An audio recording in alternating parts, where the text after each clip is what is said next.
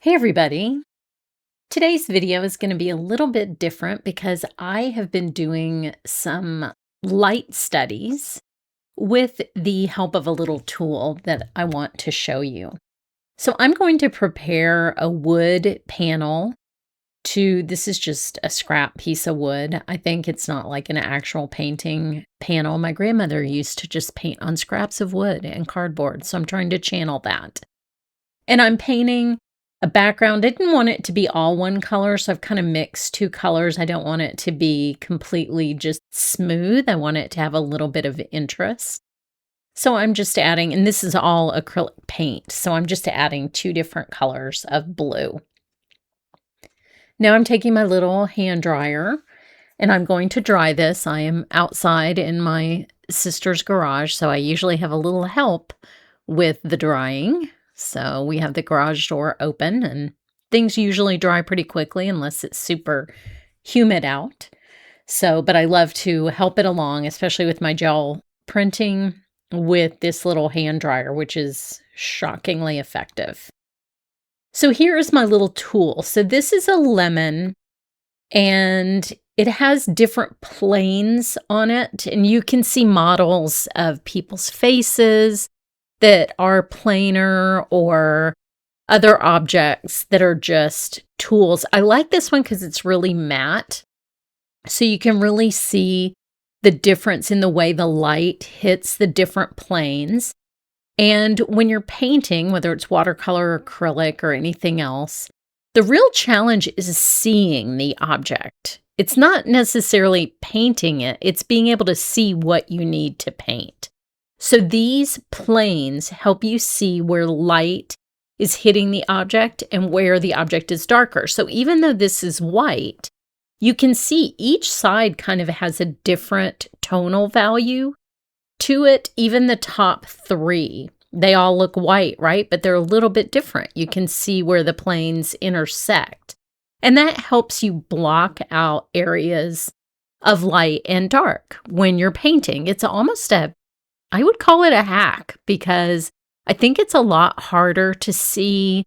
If I just had a round lemon, sometimes that can be very hard to see how light is hitting a curved surface.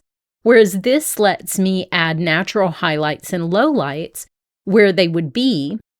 And I'm not going to make them blocky. They're not going to end up looking like that. But it helps me pick values for different areas of the fruit. And I did a pear. I also have a model pear. And I did that one, and you'll see a photograph of that. And what I do is I start very rough. So I started with the darker color here. I did like a dark brown.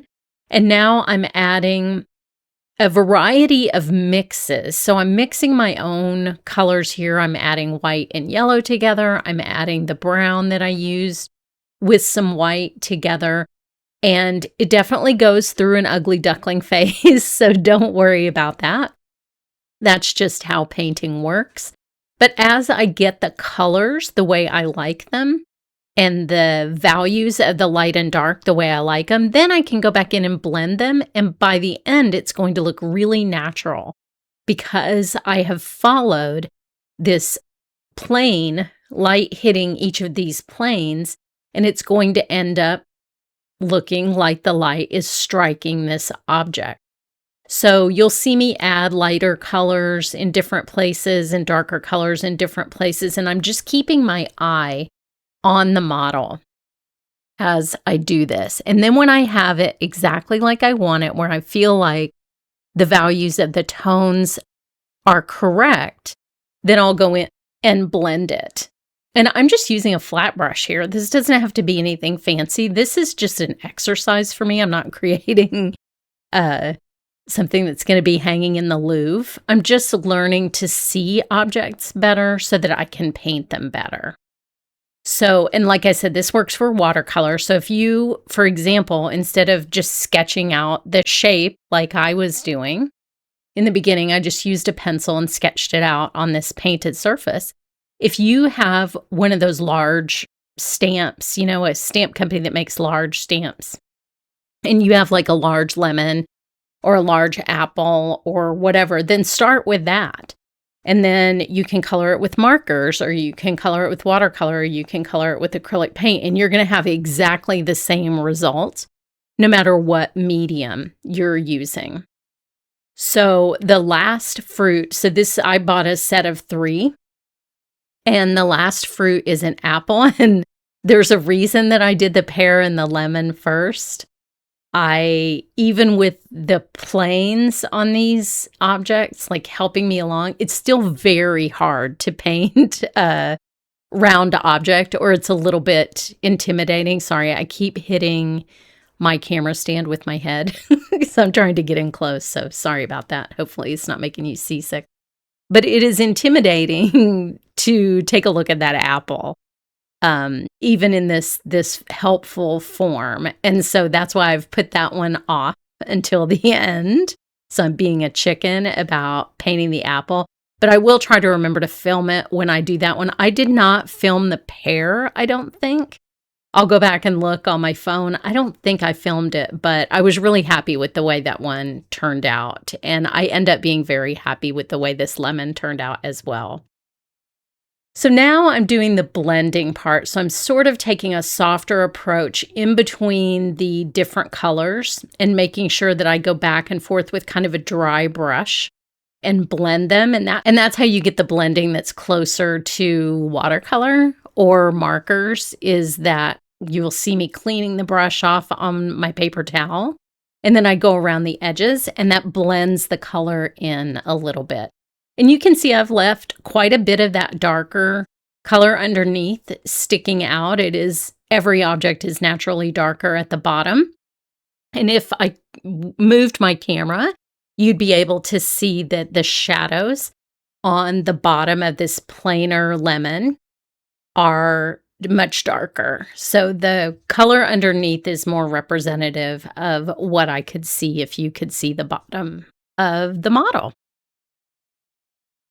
So I'll just continue blending this out until I get it the way I like it. And then at the end, I am going to go in and put a shadow underneath the lemon. And I'm going to use blue and Payne's Gray to mix my shadow, because you don't just want the lemon floating in air. I want it to look a little bit more realistic than that. So I chose the darker color that I used to blend with the lighter color for the background, and then just a little drop of Payne's Gray. But I love the way this ended up looking. I think it's really cool. And I picked a smaller brush for the shadow. So I'm going to blend a little bit of white into it because the background has so much white in it. It's like a French ultramarine, so it has a lot of white in there, and I want to make sure that I don't have kind of a shocking contrast between the background and the shadow, because the idea is that it's sitting on a surface of that color. And then I progressively go in and add just a little bit more of the Payne's Gray closer to the lemon. And then as I work out, I blend it with a dry brush and get those edges just a little bit softer. So this is pretty much finished. I like the way it looks. I enjoy this method of painting quite a bit. I don't think I would be able to get the highlights correct if I had not used this little model. So I highly recommend these. So here is the finished painting, and I'm really pleased with it. I think this, for a first attempt at a lemon, is something I'm happy with. And then I also wanted to show you the pear that I had done earlier. So this is that one, and you can find the models and my other supplies in the description. Thanks so much for watching.